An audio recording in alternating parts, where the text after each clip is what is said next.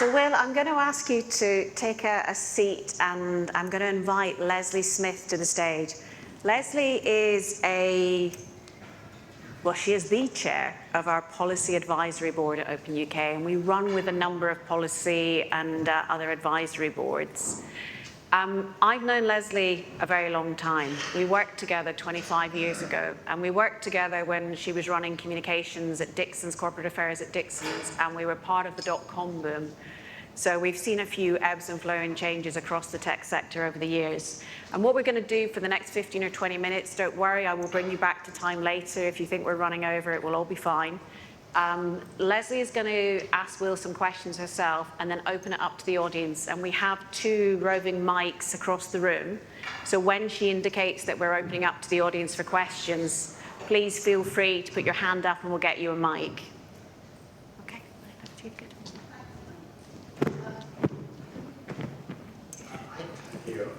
Can anybody else hear me? Yeah. Perfect, thank you. Yeah, I was reflecting while you were speaking about the state of the FTSE, because I recall when Dixon's, before the sort of Amazon boom and all of that, Dixon's was worth about 3 billion at one point. And then when we launched FreeServe back in 1998, FreeServe very quickly went from a tiny company with sort of 40 employees who were paid 30 grand a year, whose pay we had to double in order to make the prospectus not be laughable when it was floated.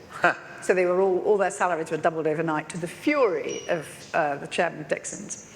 But at that point, FreeServe overnight became not only bigger than Dixon's, but bigger than Marks and Spencer's and bigger than BA in a very short space of time. Obviously, all that has gone. And of course, that was a British success story driven by purpose. And I've since worked for 2 other companies, one of which people will celebrate, one of which probably less so. One was Amazon, one was Revolut, both of which were pioneers in their field, both of which I would argue were very strongly purpose-driven.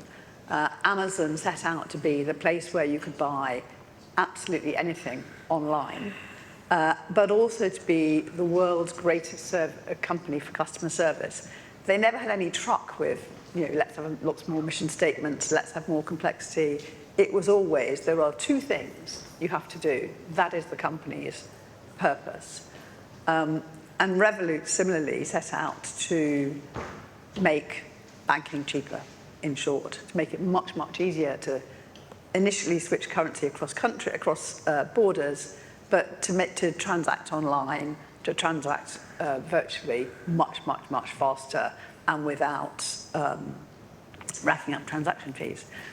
I wondered if you could say a bit more about, and funnily enough, when we're all talking about what would Keir do, when I first came across Keir, working with him on talking to business, one of the things he talked about a great deal was purpose in companies and purpose in institutions. And I wondered if you could talk a bit about how that becomes central to an enterprise. Well, it's a kind of profound question. I mean, it is true actually that I've talked to Keir as well, and he tends to be slightly defensive about his knowledge of business and economics. Go and see Rachel, he says. But when you talk about purpose, he really gets it. Yeah. And he did try to make the Department of Public Prosecutions highly purposed in that sense.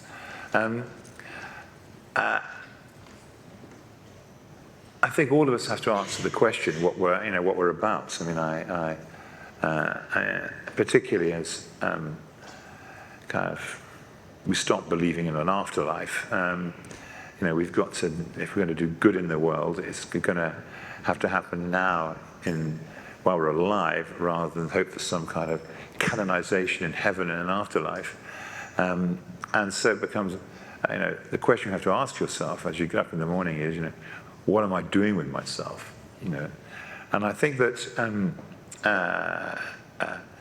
all the evidence is that if you want to, certainly if you want to kind of hold on to Gen X kind of folk, you better make them believe that actually what they're doing and what you're trying to do is answers that question, and you live the values. It's much easier, I think, for a startup to be purposed, to express a purpose, and to live it, and to kind of embed it into kind of remuneration, HR, strategy, trade-offs, how you deal with bumps in the road, which you have to, you sort of have to lay people off. And is all this done in a purposeful way? Much easier to do that than actually with a mature company, which has been going for kind of, the best mature companies do tend to have some sense of purpose, both in the public and the private sector. I mean, I worked for the BBC for 10 years of my life, and the Reithian tradition of public service broadcasting was kind of very much there, and still is, I think. And in the private sector, you come across kind of, I don't know, engineers like Arab, or even in Unilever, although it's been mocked for its kind of a sense of purpose. Folk have a sense that they do work for a company that actually kind of does want to kind of really do something about climate change. So, I mean, there are a host of ways you can express purpose. You can, you can actually try and get the people who work in the company, try and get the owners of the company to come together to answer the fundamental question: what are we here to do? And then to try and find a sentence which captures that. But that's only really a kind of a fraction of the story. It's actually living it and operationalizing it. And you can go down rabbit holes. I mean, you can become zealots for purpose and lose sight of your kind of commercial kind of objectives, because that is a pretty valuable thing to kind of not lose sight of. So I always talk about purpose. Purpose itself has to have a commercial edge. It has to be, if you can't turn the purpose into a business strategy and a compass for kind of day-to-day action, and if it's so highfalutin and grandiose, it doesn't help you do that, then you're in trouble. So those are my kind of top-line thoughts. And I do think that, I mean, I often talk about Nanopore, which isn't a kind of tech company in the sense that it's a biotech company. But the guy who founded it was a professor at my college, a guy called Hagan Bailey. And Hagan's become not as rich as he might otherwise have done, because he had to surrender control quite early, although they did actually keep they did hold some voting rights back for 5 years. I was very keen that they tried to fend off kind of surrender of control too soon, and they did take kind of, well, my advice, I thought they did anyway. But I mean, he would say, look, I mean, I know I'm worth some tens of millions of pounds, but I wanted to bring biology and chemistry and engineering together to create a handset into which you could spit and read the DNA within seconds, and to provide medics with the capacity to give brilliant and accurate diagnoses instantaneously. I really wasn't in the business of trying to be kind of rich. I was in the business of trying to make the world better. And company after company after company I go into and chat to the kind of leadership team, and that's always maybe it's self-selecting because they know I'm coming. But I mean, it seems genuine enough to me, I have to say.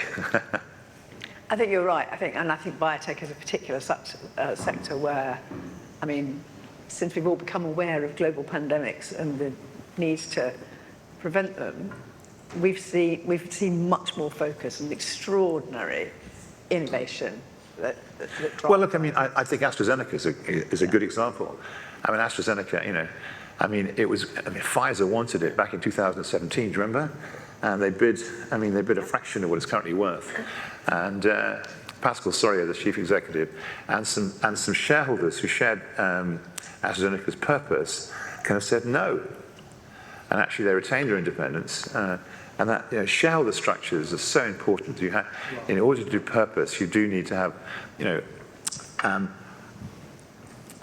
if you're a big company, a critical mass of what in the jargon called blockholder shareholders, who kind of control a third, maybe 2/5 of the equity and the votes, who are behind you in the commitment to your purpose. And actually, AstraZeneca could turn to some of the Swedish foundations and say, our purpose. It is, actually to make the world better through our research. And hey, presto, they come up with their kind of the Zeneca kind of COVID vaccine. I mean, it was astonishing. And now they're worth kind of more than Pfizer, actually. So, I mean, I'm hoping that Keir Starmer and Rachel Reeves and Johnny Reynolds kind of take this purpose agenda seriously. I hope they understand how it applies in the tech sector. I hope they understand how you could tweak company law. I hope they understand how, when you're refashioning the pension system, it could be made, a refashioned pension system could get behind personal companies. There could be a kind of genuine revolution. We'll see. On the tech sector, I mean, you do talk about the scale of the lost opportunity of the British tech sector, Britain in the tech sector. And I, having been in a startup, one of Britain's unicorns, which is a British company, have seen that. The first Series A, Series B, Series C and D, in fact, were largely British funds, largely British fundraising. When it got to the step change of scale, scaling up was the big driver for a big fundraising leap. And the need to scale quickly, largely because of competition, was what drove a much bigger demand for capital. And that took us to the international markets, and that took us to SoftBank and Tiger Global as the biggest drivers of funds at the time. How do you think Britain pulls back and recovers some of that opportunity? Oh wow! I mean, it's first of all, it's people in rooms like this, kind of saying, I buy into this agenda, and agitating about it, writing about it, talking about it. I always think that change comes through bottom up as well as top down. You want lots of conversations at ground level, as well as kind of top level thinking, actually. So that and the more that companies and trade associations and kind of organisations like yours kind of make this case, the more policymakers are likely to kind of and you're making it because of the you need to make it because members and the community in which you are moving wants you to make it, so you make it with passion, and then policymakers respond, and there's so many things that could happen. I mean, so for example, defined contribution pension funds, and there's 30,000 of them. I mean, it's laughable. I mean, it's comic. It's one of the arguably the biggest policy failure, avoidable policy failure of the last 30 years is that we have 30,000 defined contribution pension funds, none of whom are large enough to take diversified risk, all of whom are astonishingly risk averse, and consequently ossifying the nation's savings. It doesn't happen anywhere else to the same extent as it happens here. We have regulators and paradoxically Tory politicians who actually think free markets don't make mistakes are unwilling to use the state to change things. But we have to find ways of pooled savings vehicles that are large enough to take diversified risks, and maybe to have a backstop of a public wealth fund. The Labour government wants to create one. Maybe one can build up the pension protection fund that I kind of spoke about in my column on Sunday and spoke about here. Maybe take a second or a third or a fourth one. But we have to get money into companies. We can't go on with imagining that companies can do it from being either self-financing or looking to capital raising in Silicon Valley. I mean, it's madness. I mean, it's like, you know, when do you stop shooting yourself in the foot? You know, when do you start to recognize that actually, you know, what we've created is structures that are taking us as a national economy down, down, down, and actually start turning it around. There is a commitment in the Labour Party manifesto to start pension fund consolidation. There is a commitment to build up the pension protection fund. They say they'll review the pension system. Maybe we'll get some movement under Labour. Okay. I'll just one more, and then I'll go to the audience, which is one of the things in the Open UK manifesto is the need to build skills in the tech sector, and to do that through being much more open and allowing, you know, much more open source access, and recognising that contribution. And the other is the degree to which the public sector can open up to open source. Yep. Those are two very big opportunities. To what extent do you think the new government is likely to be, I don't want to say open yet again, but open to those? Open, yeah, to be open. Yeah. Well, you know, there's what I hope, and there's what what I've been more hard-headed to expect. You know, what I hope is the answer to both questions is yes. There's an awful lot of Treasury officials will tell you that, and they do they have a kind of point, because everyone says, well, why not use public procurement to promote small firms? Why not promote public procurement to promote ESG objectives? Why not promote public procurement to promote open source objectives? Why not promote public procurement to do, you know, X, Y, Z? And suddenly you are kind of overloading on every pound of public expenditure, so multiple demands on what it's got to do for you, over and above actually the job of actually, you know, building a new school or whatever it might be, that actually everything gets phenomenally expensive. So I do kind of get that. If I don't kind of get it, I understand it completely. I think they're right to have a certain degree of skepticism. And so if you're going to make this case and hope to get any contraction, it's going to be very well made. That said, you know, I think the public sector, if the public sector kind of can't represent values of fellowship, mutuality, having each other's backs, kind of hanging together, kind of, which is what the public interest is, kind of, where else can you look for it? And I would hope that, you know, public officials and their leaders, ministerial leaders, would actually lead into this agenda big time. Not least because I think, again, this is a kind of big statement to make, and some of you may think, what has this man been smoking? But I mean, I do think that the 21st century firm and the 21st century kind of government department are fundamentally about problem solving. I mean, there's so many kind of change is so fast that actually kind of adaptability, agility, kind of confronting problems and solving them, kind of moving an organization on, is kind of, you know, unless you can do that, you're going to be stuck. So I think to a degree, I think one could make the case for this. If you want good government, kind of move it to an open source basis. Agreed. This gentleman here, I'll indicate 3 or 2. So this gentleman. Yeah, take the clusters. This gentleman, yeah. And the. I didn't look for a woman. I can't see any women with that.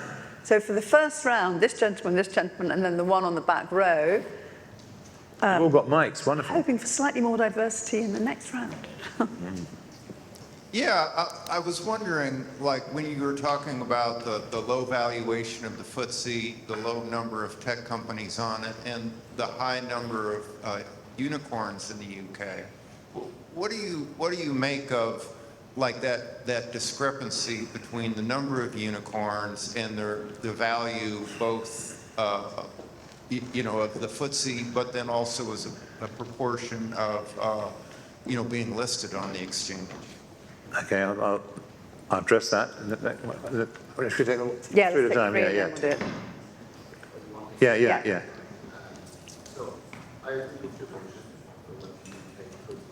Is your mic on? No. Might need to get that mic back, because it seems to be the one that's working. Perhaps it hasn't got a battery in it. That's Well, you great. can, wait. I'd love it to be really I want loud. to admire your jacket in particular. This man is wearing a fantastic He's got a great jacket on. Right, Now, now yeah. I don't have to shout. I agree with the vision of what the UK could be, but I just spent the last 20 plus years in banking, right? And Right. so I'm not from an economist's point of view, but a banker point of view.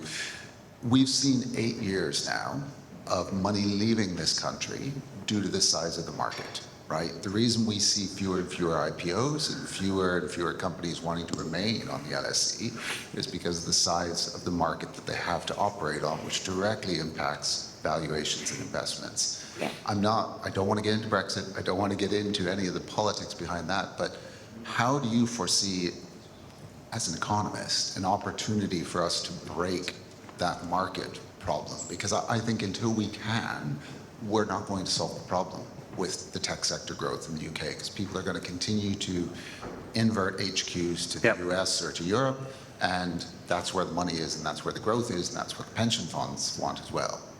Yeah, you're right, actually. Okay, The let's last- just take the one at the gentleman back as well, and then we'll do the next I think one. this might, yeah, that's working. I've got a loud voice if it didn't anyway. My question was then taken, we've got unicorns, the rarest of beasts in the tech world. Then the rarer beasts is open source and investment. So getting investment in open source is actually a lot more challenging. We're fortunate. We've had a lot of work working with the Gates Foundation, so we've had a very healthy revenue flow. But good luck finding an investor.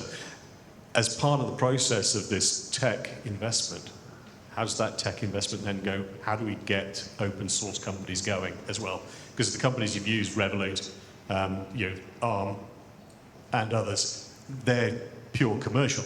They don't have an open source division. So for many of us in this room, we're rare in tech. Then we got the really rare because we're doing open source. How do we get that? And where do we get that drive? Three great questions, really. I mean,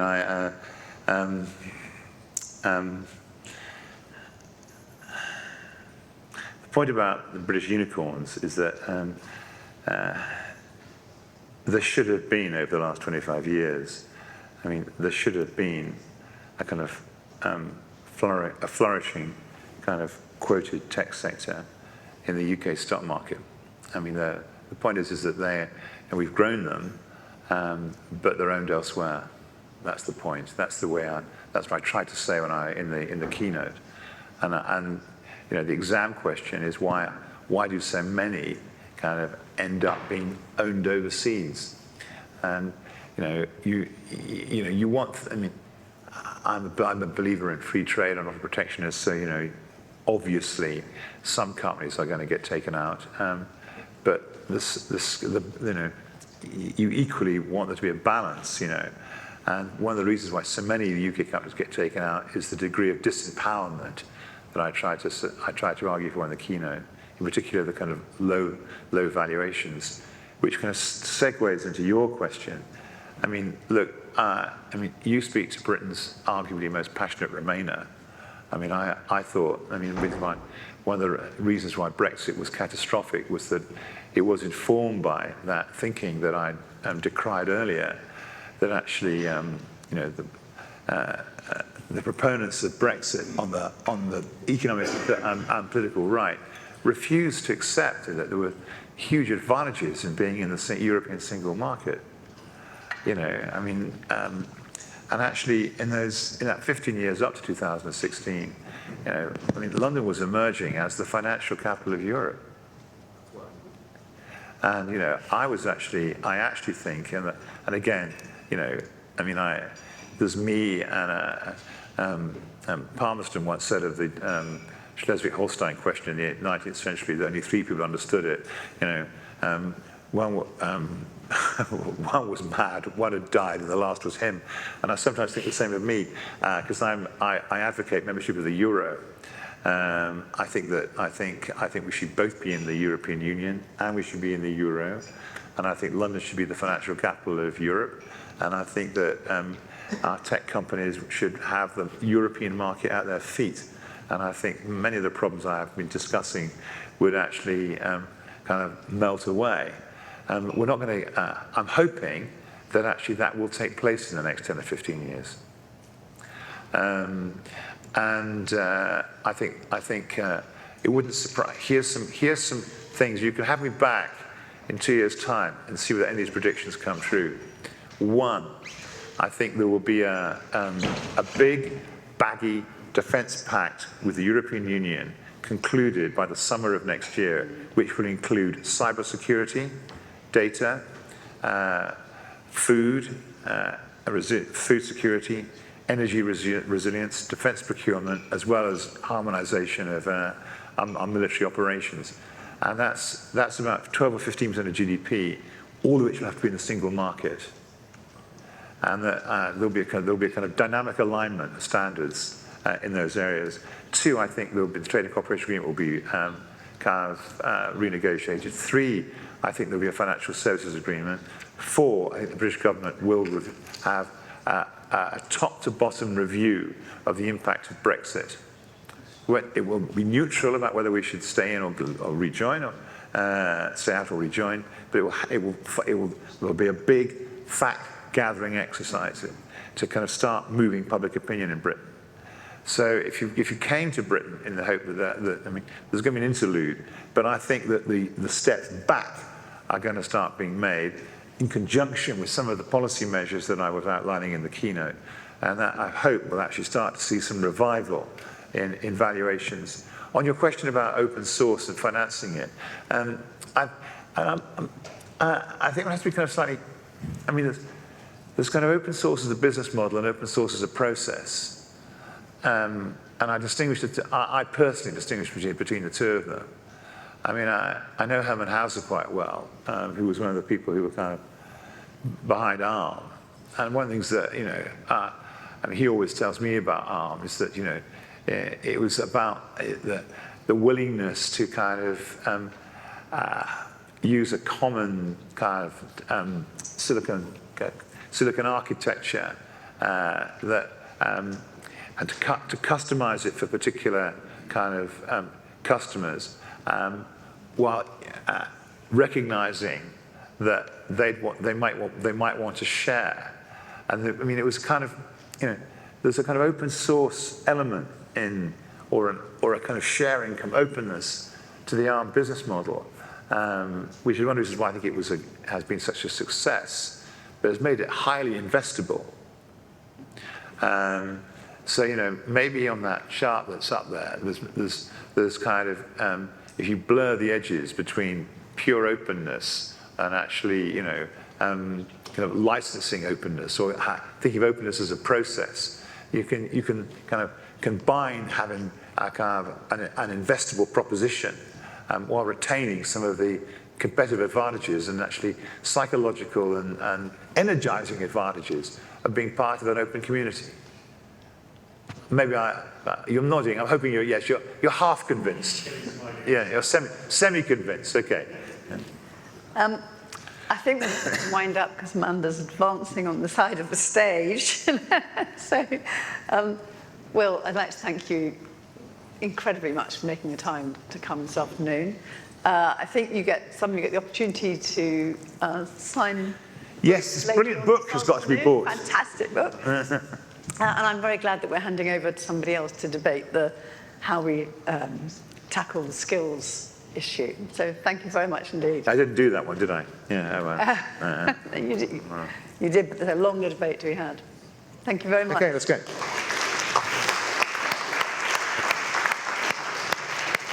I want to thank both Lesley and Will for doing that for us today, that whole question time thing around what's happening tomorrow.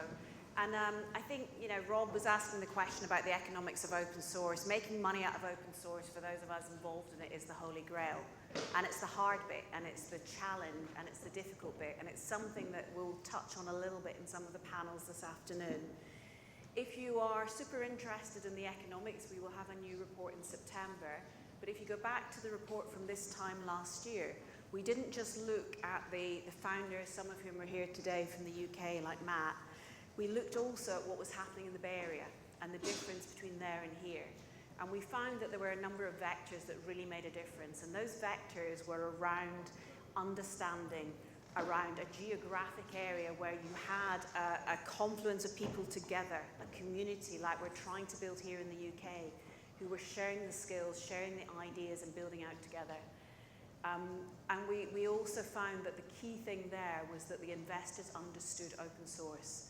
And building that understanding is going to be, it's not going to be easy, right? We've been doing it for 4 years. We're building the resources. You'll see if you look at the website that we've split out from the report, also the thought leadership and case studies and things. Please take them, share them with people yourselves, and help us spread the word around open source and how we build a better future with it.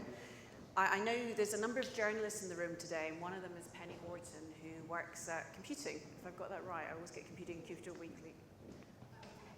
Horwood, sorry. I got the company right, but not the surname. And I was interviewed a couple of years ago by John Leonard there, who talked to me about a different form of capitalism. And if you Google my name with a different form of capitalism, you'll see something talking about the open source community and the values and purpose we have that aligns very much with what Will was talking about. And this concept of we, where we can collectively build together, where we can collaborate, yet at the same time still have room for the individual and individual success, which I think is a really nice segue into us talking about skills. And the ask in the Open Manifesto around skills, of course we want to see skills developed in open source across the UK. We want to see it in the curriculum.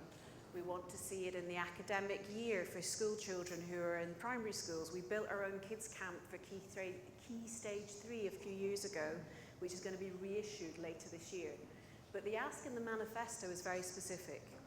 And the ask is designed in many ways to align with the policies that we are seeing coming forward around building community and building business and building revenue in rural areas in the UK. Looking beyond the urban conurbations and looking at the individuals who are home working, who are in small communities where there are often not a lot of jobs for them to have. And we thoroughly believe that working with those who have already been taught to code, who currently aren't employed, and running a program with them to build community, a community inclusion program, that we can help to bring those skilled individuals to develop actual skills of working, not academic skills, not skills you're taught in a code academy or at school, but working skills. And we think we can help them to create those through contribution to open source projects. And of course, from that contribution becomes being part of a community, and from being part of a community comes visibility. That visibility gives you a living CV on GitHub, and that living CV allows you to be visible to employers across the planet. There are a number of people in the room today from big tech companies, a number of people who may work in offices, but when we look at open source, many of us work from home. And there are many people also in this room who work from home in very successful jobs. And in just a few minutes, I'm going to call a few of them up to the stage.